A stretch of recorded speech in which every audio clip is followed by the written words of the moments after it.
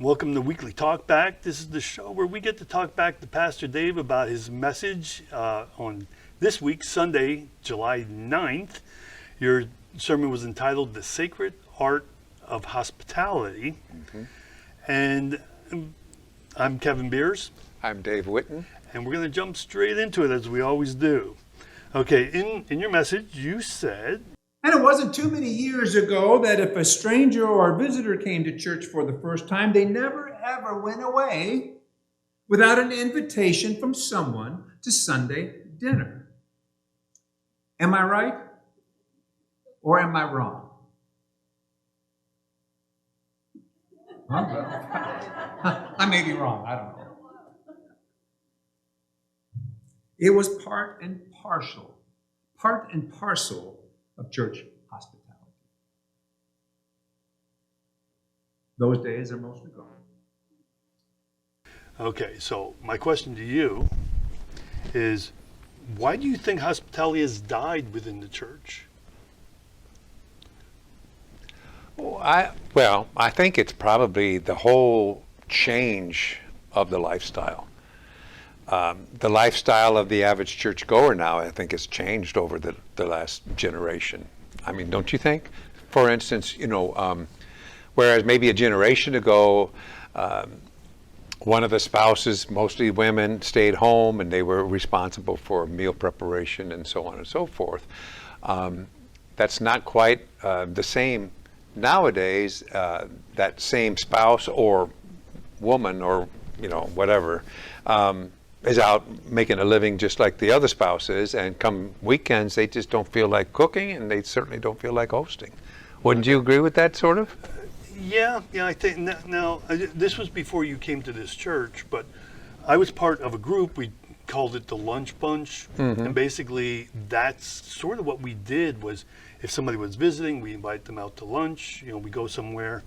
Now, are you talking specifically Sundays? Yes. Okay. So Sunday after church, we invite anybody who was visiting, or if no one was visiting, then we just check in with somebody that we didn't know that well and invite them out to lunch. And we did that for a short time, but the interest in it died off very quickly, and I'm not really sure why. I like that idea. And I think another reason that maybe even just lately, I think the pandemic also kind of put a squelch on that sort of fellowship, where you invite people over. During that whole pandemic era, we weren't inviting anyone over, and we weren't going to anyone else's house either. So that may still be prominent in our attitude. But I think it's a general shift from people who used to really prepare food on a Sunday morning and invite someone over, to not inviting someone over, and actually now not even preparing a Sunday dinner. I would guess, if you did a survey in our congregation, what percentage of people actually go back home for a Sunday dinner, I bet we'd be surprised. It's got to be less than half. Oh, I think it'd be a lot less than half, actually, because, well, the other thing about our specific congregation is the majority of people live a minimum of 20 minutes away. Right. So, like for instance, we get out of the service around noon or so. By the time you get home, then you have to prepare something. Now you're running into 1:30, 2 o'clock. Right. Well, although years ago they throw the pot roast in the oven before they went to church, and then by the time they got back, hopefully it wasn't burnt and was ready to go. Okay. All right. Next, in your message, you said, And yet in biblical times, as well as in certain regions of the world today, hospitality ranks extremely high in cultural expectations. so what is it about those cultures that puts hospitality so high in the ranking of those expectations? Yeah, and I wish I knew more about that, Kevin. I can't answer that, intelligently. My gut level response is that back in the days when you travel was certainly a lot more primitive than it is today. It took several days to get from one place to another. You were at the mercy of the environment, as well as probably at the mercy of the people around you. And so there's a lot more sensitivity to the traveler maybe back then than there is today. Okay, because I've also noticed that, now this is just anecdotal, of course, but it seems that those of lower financial status tend to be the more generous. Now that just might be what news is reporting or whatever, but it seems to be my observation too that those who don't have as much tend to give more than those who have plenty. Yeah, I think that's true. I mean, I would agree with you. If you did a survey, I would think that that's probably true. I mean, when we were kids at Halloween, we didn't go to the rich neighborhoods. We went to the middle class or lower middle class because we knew we'd get more candy there than at the rich neighborhoods. I don't know the reason for that, but that'd be an interesting But study. that goes along with your whole idea that the poor people tend to be more generous with what they have. Well, you used that an illustration in your sermon where you talked about, you go to a household, they might be killing their very last chicken for you. Yeah. Because you're a guest in their home. Yeah. It's a very humbling experience to be in a setting like that when you know that you could probably go out and turn around and buy them 40 chickens without blinking an eye. They're killing their last one for you. It's a humbling experience, and I don't know why. That would be a good lesson for all of us to figure out what is it about the high cultural expectation of being a hospitable host. I don't know. It's interesting. Okay, I won't ask you about the upcoming sermons yet.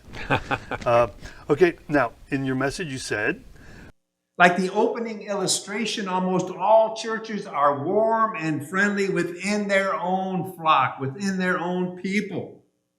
But how are those same churches at receiving visitors? Judith and I entered the Harrisonburg Church of the Brethren once about 15 years ago. We went in that church and no one, there must have been 200 people in that church, no one offered a handshake or a howdy do. No one. Before or after the service. So, the question is, today as well as in the coming weeks, how are we at receiving visitors? How are we when people come who may look different, who may speak different, who may dress different? How welcoming are we? which I thought, I like the fact that you threw that question in at the end, because the message, well, this message was the first in a series on hospitality, asking how welcoming are we, drops the real question back in our own laps. Yes. So what those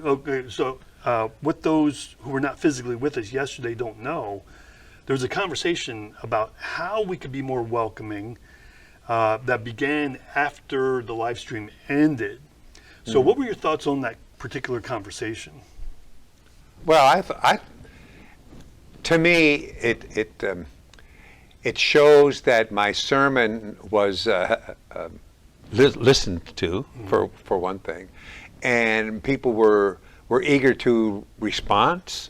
I don't think it was, in defense.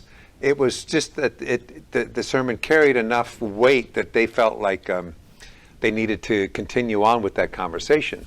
The idea that we used to have a fellowship time in the gathering room following every Sunday morning worship was brought up with the idea that was a time when we were able to be more friendly and welcoming to maybe first-time visitors. So I thought it was a delightful conversation. Okay. Yeah. And I think this goes back to what you said about with COVID, that we did do fellowship time every Sunday after the service, but because of COVID, now we're coming back in.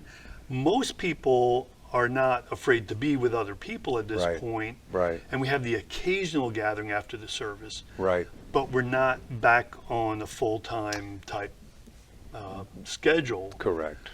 Which, personally, I would like to go back to that, because I always enjoy visiting with everybody. I do too. But again, you also mentioned during that conversation that there are cliques that do form, which is a natural, and I think for us, it naturally forms because, like I said, everybody lives a minimum 20 minutes away, so we don't see our friends except on Sunday morning, so we want to hang out with our friends. And visitors, we don't know them, and while I usually try to make an effort to meet everybody who's new, I tend to have kids around my ankles all day, the whole time. I'm kind of sometimes I feel like I'm kind of a congregational grandpa. You are. Not sometimes. You are the congregational grandpa. It's like, I'd like to have an adult conversation right now. Yeah. But, like we all serve our purpose here. But yeah, I think every church needs to search for how can we be. I mean, people who come in for the very first time say, I felt very welcomed, but then when they continue coming back, are they sticking? Yeah. Because they haven't, yes, your first time here, you're greeted by a lot of people, but you come back again, well, you're not really part of that group. And I think that's why I wanted to make this a multi-sermon series, because I pretty much laid it out yesterday, but I wanted to talk a little bit more about first-time visitors, how we welcome first-time visitors, and then secondly, I wanted to also evaluate or talk and discuss about the idea of what do you do when a person has been here for several Sundays, if not maybe a half a year. How are we incorporating those people into our community?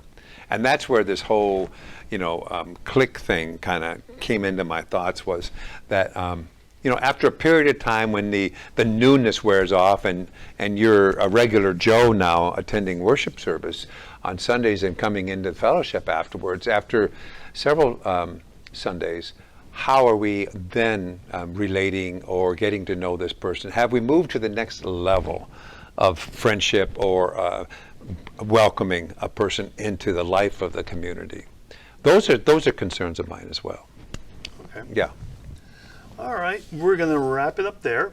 So we want to know what you think.